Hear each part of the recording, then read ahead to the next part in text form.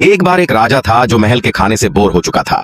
उसने अपने रसोइये को आदेश दिया कि वह कोई ऐसा खाना बनाए जो उसने पहले कभी न खाया हो। रसोइया दिमाग पर जोर डालकर एक से बढ़कर एक स्वादिष्ट व्यंजन बनाकर लाता रहा, लेकिन राजा को कोई भी पसंद नहीं आया। जब 13वीं डिश भी राजा को नहीं भाई तो वह गुस्से से भर उठा और चेतावनी दी, अगर अगली बार भी तू मेरी पसंद का खाना नहीं बना पाया तो तेरा सिर धड़ से अलग कर दूंगा। रसोइया डर और दुख से भर गया। उसे लगा कि अब उसका अंत निकट है। उस रात वह चुपचाप एक टुकड़ा काला ब्रेड लेकर महल से भाग गया।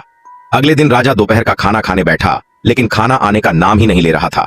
राजा ने सिपाहियों को पूरे महल में रसोइये को ढूंढने भेजा, लेकिन वह कहीं नहीं मिला। गुस्से से तमतमाया राजा चिल्लाया, वो नीच रसोइया भाग गया।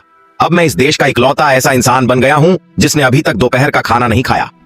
राजा भूखा ही घोड़े पर सवार होकर सिपाहियों के साथ रसोइये का पीछा करने जंगल की ओर निकल पड़ा।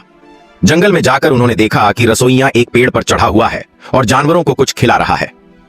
राजा ने उसे नीचे उतरने का आदेश दिया, लेकिन रसोइया वहीं पेड़ पर मरने का नाटक करने लगा।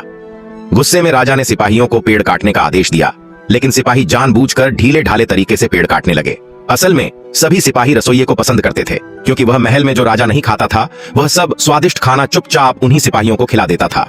इसलिए वे चाहते थे कि रसोइया बच जाए। राजा को जब सिपाहियों की चालाकी समझ आई तो उसने खुद कुल्हाड़ी लेकर पेड़ पर प्रहार करने शुरू किए। राजा पेड़ काटने में बड़ा माहिर निकला। रसोइया यह देखकर डर के मारे कांपने लगा और उसके हाथ से काले ब्रेड का पैकेट नीचे गिर गया। राजा ने जिज्ञासावश पूछा, यह क्या है? सिपाहियों ने बताया कि यह गरीबों का खाना काला ब्रेड है। राजा ने जैसे ही उसका एक टुकड़ा चखा, उसकी आंखें चमक उठीं। उसने कहा, मैंने आज तक इतना स्वादिष्ट कुछ नहीं खाया। फिर उसने रसोइये से कहा, नीचे आ जाओ, मैं तुम्हें माफ करता हूं। तुमने पहले कभी नहीं बताया कि तुम इतना स्वादिष्ट खाना भी बना सकते हो। रसोइया धीरे धीरे नीचे उतर आया।